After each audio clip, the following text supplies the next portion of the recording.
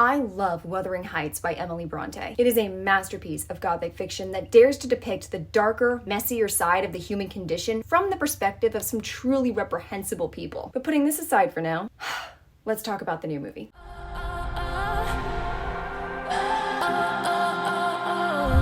Fennell has said that she read Wuthering Heights at age 14, and all I can say after watching her adaptation is, I believe her. This film truly feels like the result of a preteen girly girl who read the first half of this book for 9th grade English, but once it became apparent that there wasn't going to be a crazy sex scene between Heathcliff and Kathy, she put the book down, never opened it again, and instead went off to write her own horny, erotic fanfic of it. Everyone touched each other's butts, and it was great. And if that's what happened, no judgment here. But whatever wish fulfillment Fennell got from writing a bunch of Kathy Heathcliff's sex scenes should have stayed between her and her diary, because for the rest of the viewing audience, there is nothing here to enjoy. This film tries so hard from the beginning scene to when the credits roll to be visceral, to be provocative, and it fails at being either. It's not even sexy for all of the imagery that we were barraged with.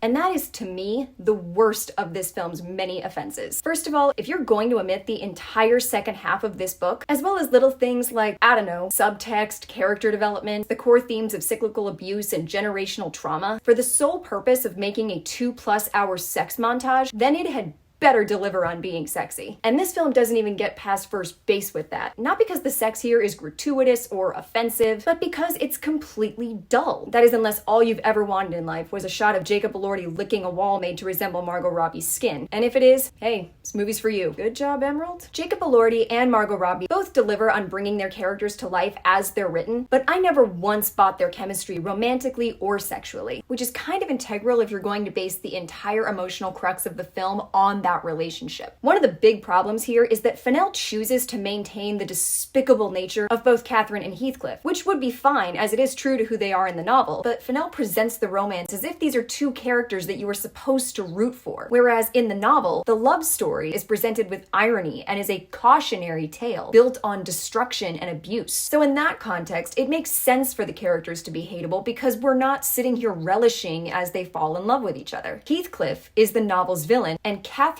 is his foil, whose actions and rejections set him on his path of vengeance. The relationship between these two characters is one of many facets to a larger story, whereas here, the audience has really nothing to do but watch these hateable, vapid people just going at it for a good half hour, until everything eventually implodes and the movie drags itself to its inevitable conclusion, leaving everyone miserable and worse for wear. Which, again, would be fine since these characters are awful people who have done nothing but awful things to everyone around them. But for some reason, Fennell still wants the audience to feel sadness for these people, or at least sympathy, and there's just no way that you can if you've been paying attention up until this point. What?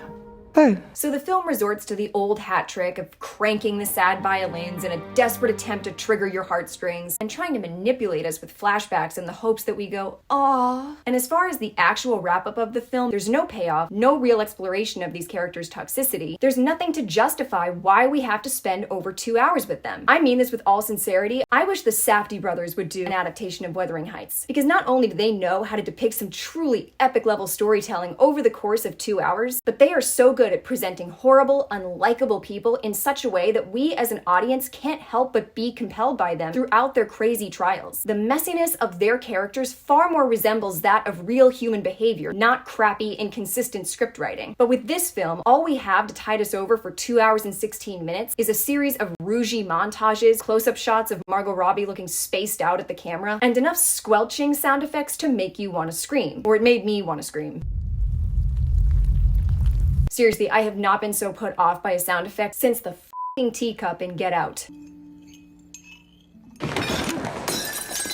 There is some admittedly gorgeous music in this that, together with the costume and set design, do their damnedest to distract the audience from the fact that this film is utterly pointless. But even the costumes and set designs quickly go from impressive and eye-catching to tedious and eventually smothering, not to mention really inconsistent. There are times that the film, especially the opening sequence, does feel grounded and appropriately grimy, but then you'll get shots of the titular house sitting in front of what looks like a fossilized fortress of solitude, Thrushcross Grange resembling a pop-up event at Universal Studios, and Catherine wearing a peignoir made out of shower curtains? Seriously, what is that? And I suppose this was all part of Fennell's attempt to create a visual aesthetic depicting the untamed, primal passion of Catherine and Heathcliff versus the artifice of the world she chooses over him with Linton, whatever. It just looks silly most of the time, and thematically, it does not hit. And I really don't want to make this whole review about comparing the movie to the book. I want to talk about the film as it stands on its own merits, but the movie does away with one of my absolute favorite parts of the original novel, which, without spoiling anything, is the ghost aspect. That's right, Wuthering Heights is, among many other things, a ghost story. Literally what the entire Kate Bush song is about.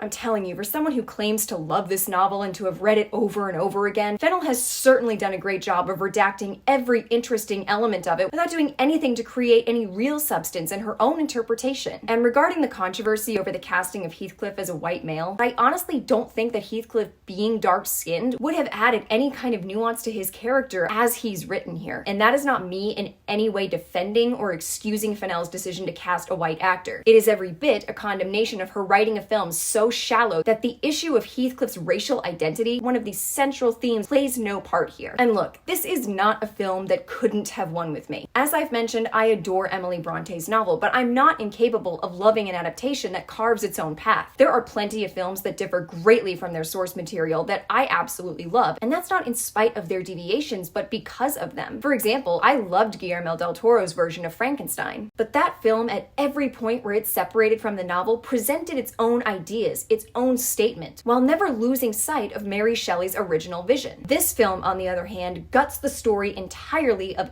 any thematic depth in order to tell the most boring, vanilla, bad boy romance imaginable. You can say that it maintains the depiction of a toxic, unhealthy relationship, but not in a way that feels reflective, insightful, or cautionary in any way. It just sits there like every other aspect of this film, like an over-designed but ultimately empty drawing room. Whatever this book's soul is made of, this film offers none of the same. It is a puddle-deep addition to the world of Wuthering Heights adaptations, containing not one hint of pathos or nuance, nor in its over 2 hours of runtime does it ever manage to dig up a single reason for its existence. This film was an absolute misfire for me in every possible facet. If I may throw it a single compliment, it did serve to validate my enduring love for Bronte's novel, but only by constantly demonstrating its own lack of complexity. Any film that makes me roll my eyes at the famous "take any form, drive me mad" speech, one of the greatest written monologues of all time, deserves its own canto in cinematic hell. I don't want to tell anyone what to do, but please don't waste your time with this. It is a vapid snooze fest of a film that I only occasionally reacted to because damn if I didn't laugh. And not once in the way that the filmmakers wanted me to. The only thing more irritating than this film to me was the woman sitting behind me who at this film's end started bawling in her seat.